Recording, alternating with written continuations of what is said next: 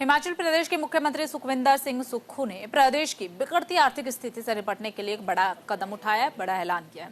उन्होंने खुद मंत्री और मुख्य संसदीय सचिवों के साथ अगले 2 महीने तक अपने वेतन भत्ते नहीं लेने का फैसला किया है। उन्होंने विधानसभा के अन्य विधायकों से भी अपील की है कि वे स्वेच्छा से अपने वेतन और भत्ते छोड़ करके राज्य के इस संकट में मदद करें।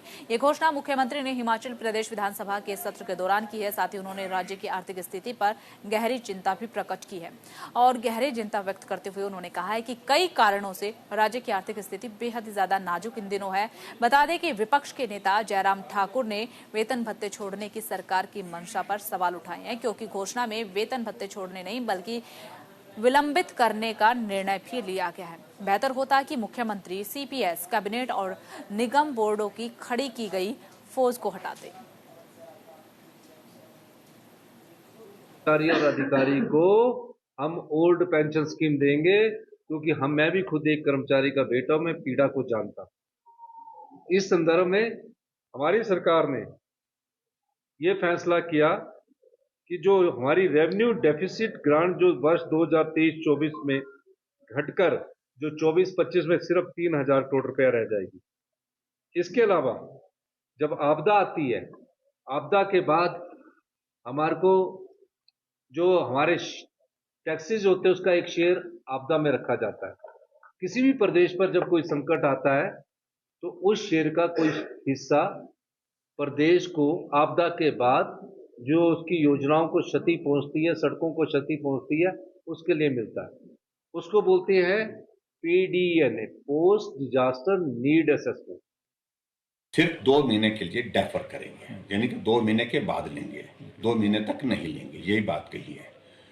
और मैं समझता हूं कि इस सारे विषय को लेकर के सही तो ये था कि मुख्यमंत्री जी जो अपने CPS बनाए हैं, जिनको हम मानते हैं कि वो अनकॉन्स्टिट्यूशनल है, मामला कोर्ट में लंबित है, उनको हटाते तो मुझे लगता है कि तब ये 2 महीने डिले करने की आवश्यकता भी नहीं पड़ती है। जो सैलरी और अनाउंसेस की अगर बात कही है उनने, लेकिन इसके अलावा शुरुआत करनी है तो उनके चेयरमैन बने हैं, उनके CPS बने हैं, वहां से शुरुआत करनी चाहिए थी।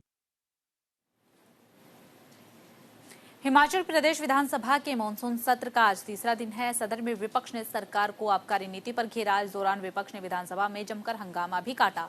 सत्ता पक्ष के जवाब से असंतुष्ट विपक्षी सदस्यों ने सरकार विरोधी नारेबाजी की। इसके बाद नेता प्रतिपक्ष जयराम ठाकुर की अगुवाई में बीजेपी विधायकों ने वॉकआउट भी किया है और प्रश्नकाल के दौरान सदन में बीजेपी विधायक रणधीर शर्मा ने कहा कि एक्साइज पॉलिसी के तहत शराब की रखी गई रिजर्व से कम की गई बोली लगाई है।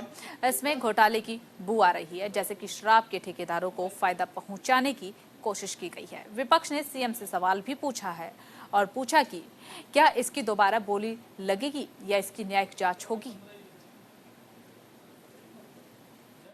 सरकार ने जो नई पॉलिसी लाई उसमें जो बोतलें ठेके के अंदर बेची गई उसमें MSP दर्शाया गया और उससे पहले MRP था, और जो ठेके में आवंटन हुआ उसमें बहुत घोटाला हुआ, बहुत सारे वीडियो उसमें वायरल हुए। जो बोतल MSP पे बिकनी चाहिए थी, MRP से उसमें एक रुपया रेट ऊपर नहीं जा सकता था, उस बोतल को 2, 250, 300 रुपए महंगा बेचा गया। बियर की बोतल को 150, 200 महंगा बिका गया। कुल्लू मनाली में ऐसे सोशल मीडिया में बहुत सारे वीडियो वायरल हुए और ये बहुत बड़ा घोटाला है। हम कहते हैं कि इसकी न्यायिक जांच होनी चाहिए। ये सत्य नहीं, आंकड़े हमारे जवाब में ये कहीं नहीं आया, यही तो हम पूछ रहे हैं।